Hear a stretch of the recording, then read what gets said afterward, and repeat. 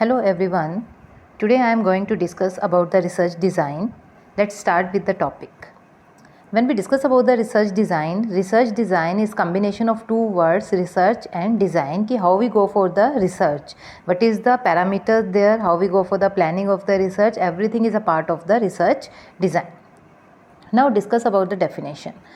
Research design is the arrangement of condition for the research design क्या है is the arrangement of condition. Whenever we go for the research, there are some of the things we must consider कि how we go for the research, what is the topic, why we go for this kind of research. तो why, what, where, everything is a part of the research design. यानी कि research design में मतलब क्या हुआ कि हमें ये सोचना है कि जो हमने research करना है उसको हमें कैसे करना है, what are the conditions there, how we arrange that condition. अगर for example I want to study कि what is the satisfaction level of the consumer regarding any of the product in any of the city, तो उसमें हमें ये सोचना पड़ेगा कि कौन सा सिटी हमने सिलेक्ट किया, क्यों हमने ये टॉपिक लिया, कहाँ पे हमें स्टडी करना है, टाइम ऑफ पीरियड मेरा स्टडी का क्या रहेगा, और when we collect the data and how we analyze the data. These are the things that is a part of the research design and की complete blueprint regarding the problem we consider in the hand. तो that is known as the research design. यानी कि जब भी कोई भी objective हम हाथ में लेंगे तो उस रिसर्च ऑब्जेक्टिव के लिए जो भी हमें चीज़ें वहाँ पे चाहिए होंगी, what are the tools required, what are the collection methods are there, how we go for the sampling, everything is a part of the research design. इसके अंदर हम प्लानिंग करके चलेंगे हमें कब क्या और कैसे करना है. तो रिसर्च डिज़ाइन क्या हुआ, it's arrangement of condition for the collection as well as the analysis of the data. यानी कि हम इसके अंदर क्या करेंगे, हम सारी की सारी चीज़ें देखेंगे कि हम डाटा को कैसे कलेक्ट करेंगे, what are the method we use, whether we collect the data with the help of interview method, whether we collect with the help of online sites are there, whether we are collected with the help of questionnaire is there, whether observation method is there, which method we are going to adopt for collection of the data, and how we analyse the data, what are the tools we required, whether we use which type of tool to analyze that data. So that is everything is in the planning. That planning is not at planning is known as the, as well as the arrangement of condition is known as the research design. तो analysis of data in a manner that aims to combine the relevance to the research purpose. यानी कि जो हमारा research purpose था उसके according with the economy in the process. ठीक है, procedure. तो हमारा जो रिसर्च डिज़ाइन हुआ वो क्या हुआ, इसके अंदर हम ये लेके चलेंगे like the decisions regarding what, where, when, how much, why, what means concerning an inquiry. यानी कि जो भी हमें इंक्वायरी करना है, the objective in our hand कि और a research study constitute a research design. इसके अंदर हम ये सारे क्वेश्चंस को लेके चलेंगे. Now these are the question that is a part of the research design that is we already discuss कि रिसर्च डिज़ाइन के अंदर हम क्या लेके चलेंगे, हमारा स्टडी किससे रिलेटेड है, what is the study about. यानी कि जो हमारा स्टडी जो भी ऑब्जेक्टिव हम लेके चल रहे हैं, whether that is related to customer, whether consumer, whether exporters, whether investors, whether banker, जिसके भी बारे में हम वहाँ पे स्टडी कर रहे हैं, हमारी स्टडी किससे रिलेटेड है. सेकेंड है why is the study being made. अब हम ये वाला जो स्टडी कर रहे हैं वो क्यों कर रहे हैं. जैसे अगर मैं एक स्टडी करूँ कि what is the scenario pre and post merger of the banks in India, तो हम ये स्टडी क्यों कर रहे हैं, because we want to know about the performance of the bank after the merger. तो हमारा जो स्टडी है, जो ऑब्जेक्टिव है, what is the study about, study किससे रिलेटेड है, why is the study being made, हम ये स्टडी क्यों कर रहे हैं. थर्ड है where will the study be carried out. यानी कि जो हमारा स्टडी है वो किस एरिया से होगा. अगर हम कहते हैं कि हमने इंडिया में कोई स्टडी करना है, that is not possible to take each and every state in India, तो हम वहाँ पे कुछ एरिया वहाँ पे स्पेसिफाई कर देंगे. जैसे हमने वी हैव सिलेक्टेड हरियाणा के अंदर भी हमने कुछ डिस्ट्रिक्ट वहाँ पे चूज़ कर लिया. तो where will the study be carried out, जो हमारा स्टडी है वो कहाँ पे हम लोग करेंगे. नेक्स्ट है what type of data is required. हमें अब किस तरह का डाटा चाहिए. देखो दो तरह का होता है हमेशा, एक प्राइमरी होता है और एक सेकेंडरी टाइप ऑफ डाटा होता है. अब हमें कौन सा डाटा वहाँ पे चाहिए, या तो हम नया कलेक्ट करेंगे, फर्स्ट हैंड कलेक्ट करेंगे, that is known as the primary, जो ऑलरेडी नेट पे है. जैसे we are working on the ratio analysis, we want to calculate the ratios on the basis of the data already provided on the site. तो हमें किस तरह का वहाँ पे डाटा चाहिए, हमें प्राइमरी डाटा चाहिए या हमें सेकेंडरी डाटा वहाँ पे चाहिए। नेक्स्ट है what will be the sample design. अब ये सबसे इंपॉर्टेंट होता है कि हमारा सैम्पल डिज़ाइन वहाँ पे क्या रहेगा, ठीक है। What are the techniques we are going to choose regarding the sample, और सैम्पल का साइज़ हमारा वहाँ पे क्या रहेगा। This is a part of research design, यानी कि रिसर्च डिज़ाइन के अंदर हम टोटली प्लानिंग करेंगे कब क्या कहाँ किस टाइम पीरियड का हमारा स्टडी होगा। नेक्स्ट है, अब हमें जो डाटा कलेक्शन करना है, हमने सैम्पलिंग तो चूज़ कर लिया कि हमें कन्वीनियंस सैम्पलिंग की तरफ जाना है, रैंडम सैम्पलिंग की तरफ जाना है। अब हम उस डाटा को कलेक्ट कैसे करेंगे, व्हाट आर द टेक्निक्स। अगर हम प्राइमरी डाटा की तरफ जा रहे हैं तो कौन सी टेक्निक्स हैं, जैसे हम कहते हैं हमने इंटरव्यू ले लिया, हमने मेल के थ्रू डाटा कलेक्ट किया है, टेलीफोनिक इंटरव्यू वहाँ कंडक्ट किया है, क्वेश्चनियर के थ्रू डाटा लिया है, ऑब्जर्वेशन मेथड हमने यूज़ किया है, प्रोजेक्शन टेक्निक्स हमने यूज़ किया। So many techniques are there to collect the data, then we have to decide which technique we are going to use in our project. Next है, सबसे important होता है, अब डाटा तो कलेक्ट हो गया है, उसके बाद उसको एनालाइज करना है। अब आपने कौन सा टूल यहाँ पे यूज़ करना है। So many tools are there, whether हम कहते हैं हमने मीन की बात किया, मोड का बात किया, मीडियन की बात की, correlation, regression, time series, like कौन सा टूल हमें यहाँ पे यूज़ करना है। नेक्स्ट है हमारा रिपोर्ट, जो हम रिपोर्ट बनाएंगे वो हमें प्रिपेयर करनी है, उसका क्या स्टाइल होगा। तो हमने यहाँ पे क्या डिस्कस किया, like everything related to the research, starting to end हमें कैसे करना है। तो रिसर्च डिज़ाइन क्या हो गया, एक ब्लूप्रिंट हो गया, टोटल हमने तैयार कर लिया कि कब क्या कैसे हमने अपनी रिसर्च को कैरी ऑन करना है। अब एक रिसर्च डिज़ाइन का क्या नीड है, what is the need of the good research design, ठीक है। अगर हम रिसर्च डिज़ाइन वहाँ पे बना रहे हैं तो हम कहेंगे कि what is the need of that, हम क्यों बना रहे हैं रिसर्च डिज़ाइन को। फर्स्ट है कि smooth selling of the research operation, यानी कि हमें रिसर्च करना है, हमने स्टार्टिंग में ही डिसाइड कर लिया कि ये फर्स्ट स्टेप है, ये सेकेंड स्टेप है, ये थर्ड स्टेप है, ये फोर्थ स्टेप है। अगर हम ये डिसाइड नहीं करेंगे तो वहाँ पर हमारे लिए प्रॉब्लम क्रिएट हो जाएगा। तो first of all for the smooth research operation we need the research design. What we need कि how we go for the further process, तो हमें पहले से पता होना चाहिए, we have to go for the planning. Second है help to give direction. अब हमें पता है कि हमें जो डाटा इकट्ठा करना है, we are using interview method या we are using questionnaire method. तो अगर पहले से ही डिसाइड होगा कि what is the sampling technique, how we go for that, how much sample we required for the study, तो वहाँ पे डायरेक्शन देना ईजी हो जाएगा। डिसीजन मेकिंग हमारा अच्छा होगा because everything is decide in advance. Next है कि हमारा जो ब्लाइंड सर्चिंग है वो यहाँ पे प्रिवेंट हो जाएगा, वो ख़त्म हो जाएगा। क्यों हो जाएगा, क्योंकि हम ब्लाइंड सर्चिंग नहीं कर रहे, we are going for the planning and after that we are going for the searching for that. Next है रिलायबिलिटी हमारी बढ़ जाएगी। रिलायबिलिटी क्या होता है, कंसिस्टेंसी हमारे रिजल्ट के अंदर आना स्टार्ट हो जाएगा, क्योंकि हमने प्लानिंग के थ्रू हम वहाँ पे चल रहे हैं। अब जब भी हम एक रिसर्च डिज़ाइन की बात करेंगे, they are some of the feature, some of the characteristics of that. तो रिसर्च डिज़ाइन हमारा क्या क्या पॉइंट हम इसके अंदर कंसीडर करेंगे। फर्स्ट है to the mean of obtaining the information. अब रिसर्च डिज़ाइन हमने क्यों बनाया कि हमें इन्फॉर्मेशन ज़्यादा से ज़्यादा वहाँ पे मिल जाए, ठीक है। हम पहले से ये देख के चलेंगे कि जो रिसर्चर है उसका स्किल्स कितना है और स्टाफ का स्किल वहाँ पे कितना है, ठीक है। तो हमने जो प्रोसीजर ऑलरेडी डिसाइड कर लिया, तो उसके अंदर वी मेक आवर माइंड कि how much skill that is required by the researcher as well as the staff that is appointed by the researcher for the collection as well as for the analysis of the data. Next है the objective of the problem to be studied.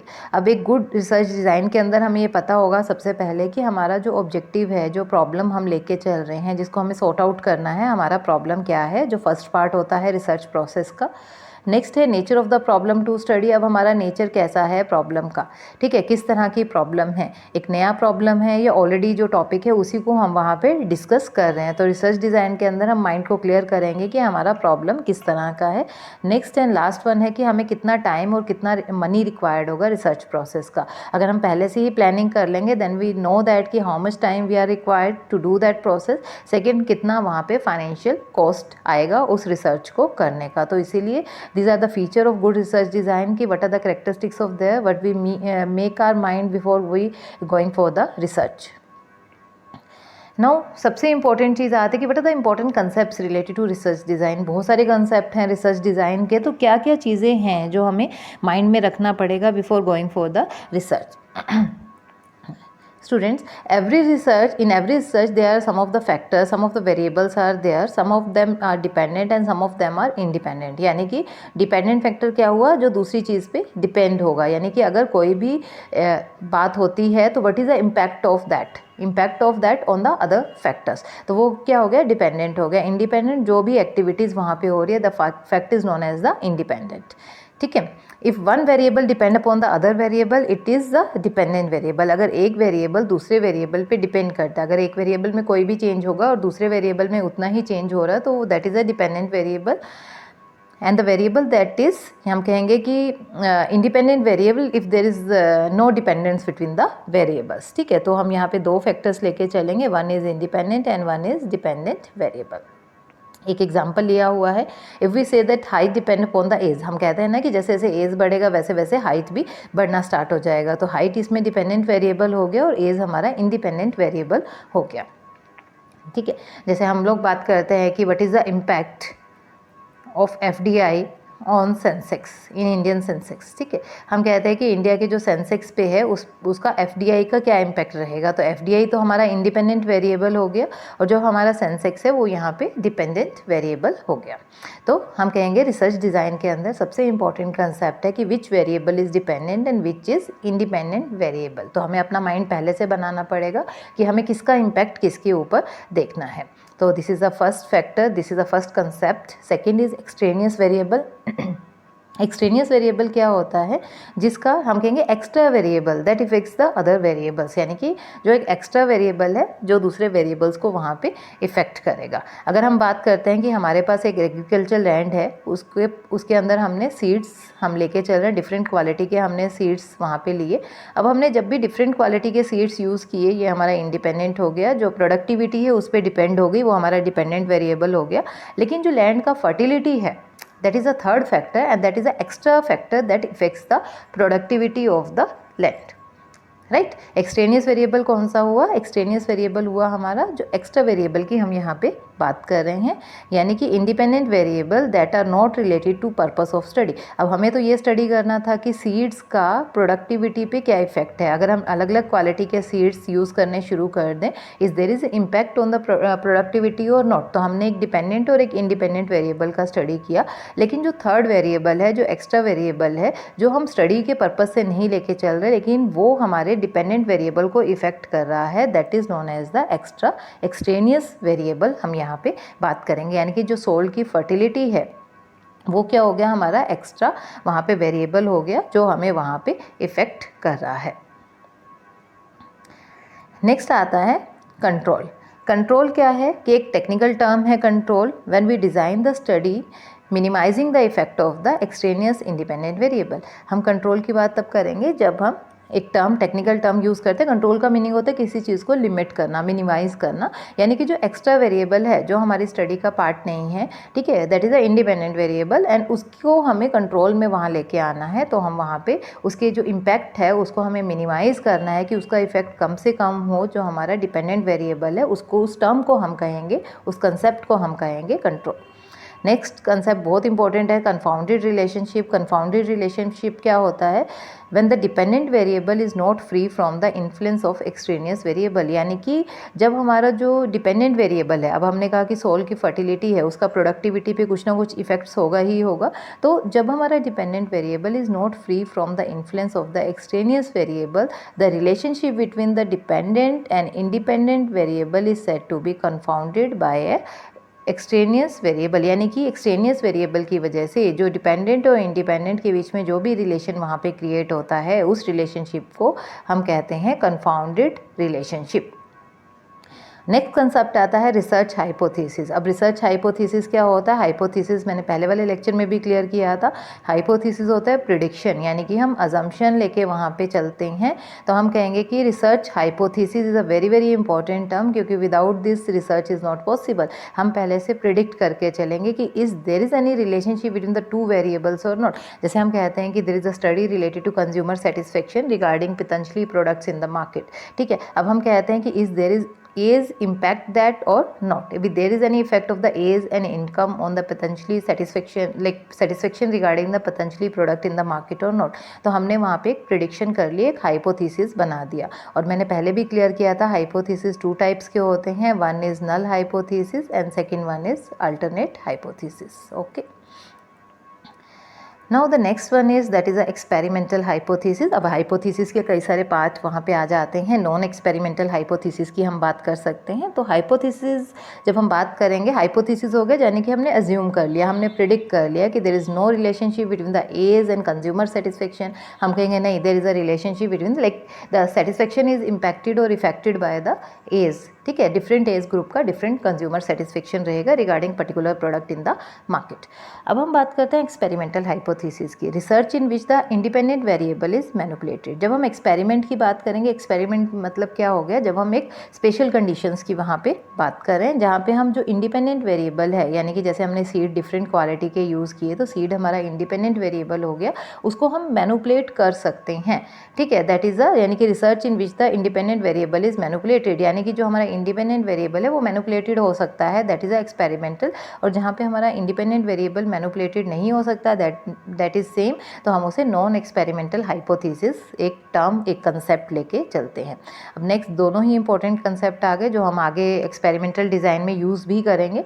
Experimental group क्या होता है? In experimental hypothesis testing research when a group is expose to some novel और special condition. अभी मैंने बात की थी एक्सपेरिमेंट का मतलब क्या होता है, जब हम स्पेशल कंडीशंस की बात करेंगे। अब आप कहते हो कि आप स्कूल में क्लासेस, कॉलेज में क्लासेस अटेंड कर रहे हैं या स्कूल में क्लासेस अटेंड कर रहे हैं, एक हम ऑर्डिनरी स्टडी की बात करें जो सभी के लिए है, और एक हम स्पेशल कोचिंग की बात करें। तो एक्सपेरिमेंटल ग्रुप क्या हो गया, जब हम एक स्पेशल कंडीशन क्रिएट करते हैं किसी का भी इफेक्ट देखने के लिए, one dependent on independent variable या independent variable on dependent variable, that is known as the experimental group. ठीक है, एक स्पेशल कंडीशन हमने वहाँ पे क्रिएट कर दिया। और कंट्रोल ग्रुप क्या हुए, जब हम बात करते हैं यूजुअल कंडीशंस की, यानी कि when a group is expose to usual condition it is term as the control group. यानी कि यूजुअल कंडीशन है, जो भी यूजुअल, जैसे हमने कहा कि हमें एक लैंड ले लिया, उसके अंदर डिफरेंट वैरायटी ऑफ सीड हमने यूज़ किए, उसको यूजुअल कंडीशंस के अंदर हमने वहाँ पे कर दिया। लेकिन एक्सपेरिमेंटल में हमने स्पेशल काइंड का फर्टिलाइज़र भी वहाँ पे यूज़ करना शुरू कर दिया कि उसका प्रोडक्टिविटी पे कोई इफेक्ट आ रहा है या नहीं आ रहा। तो ये जो काफ़ी इंपॉर्टेंट कंसेप्ट है जो हमने अभी डिस्कस किए, ये फैक्टर्स, कि ये सारे के सारे इंपॉर्टेंट फैक्टर है, dependent, independent, extraneous variable, confounded variable. Now the next है ट्रीटमेंट्स। ट्रीटमेंट्स क्या होता है, डिफरेंट डिफरेंट कंडीशंस, हम कहते हैं ना डिफरेंट डिफरेंट ट्रीटमेंट्स वहाँ हमें मिल गए, तो उसमें कहते हैं डिफरेंट डिफरेंट कंडीशन। अगर हम कहते हैं कि हमने एक लैंड लिया, उसको हमने काफ़ी सारे ब्लॉक्स में डिवाइड कर लिया, हर ब्लॉक में हमने डिफरेंट वैरायटी ऑफ सीड्स और फर्टिलाइजर्स को यूज़ किया, और फिर चेक किया कि कौन से ब्लॉक में प्रोडक्टिविटी या हम कहेंगे सबसे ज़्यादा है, तो उसे हम कहेंगे डिफरेंट कंडीशंस हमने वहाँ पे अप्लाई कर दी, that is known as the treatment. The different condition under which the experimental and control group are put are usually refer to the treatment. यानी कि हम डिफरेंट कंडीशंस की बात करते हैं जहाँ पे हमने डिफरेंट ग्रुप्स को वहाँ पे लिया, तो हम उसे कहेंगे ट्रीटमेंट्स। नेक्स्ट है एक्सपेरिमेंट। एक्सपेरिमेंट आपको समझ आ गया होगा, the process of examine the truth of a statical hypothesis related to some research problem is known as a experiment. यानी कि हम कोई भी प्रॉब्लम को लेके वहाँ पे हाइपोथेसिस क्रिएट कर रहे हैं, उसके बाद हम देख रहे हैं कि whether we are going to accept the hypothesis और we are going to reject the hypothesis, तो हम वहाँ पे एक्सपेरिमेंट की बात करते हैं। और एक्सपेरिमेंटल यूनिट्स कौन से हो गए, जिसके ऊपर हम रिसर्च कर रहे हैं, यानी कि जिसके ऊपर भी हम रिसर्च कर रहे हैं, जैसे हमने ये अलग अलग ब्लॉक्स के ऊपर रिसर्च किया, अलग अलग सीड और फर्टिलाइजर यूज़ किया, ये हमारे यूनिट्स हो गए। ऐसे we are having in this diagram we are having 8 unit है। द प्रीडिटरमाइंड प्लॉट्स और the blocks where treatments are used to known as the experimental unit. यानी कि ये हमारे एक्सपेरिमेंटल यूनिट हो गया जहाँ पे हम जाके अपना रिसर्च को कैरी ऑन कर रहे हैं। ठीक है, आई थिंक पॉइंट्स आपको क्लियर हो गए होंगे कि ट्रीटमेंट क्या है, एक्सपेरिमेंट क्या है और एक्सपेरिमेंटल यूनिट्स क्या है। Thanks a lot. I hope you like the video. Thank you so much.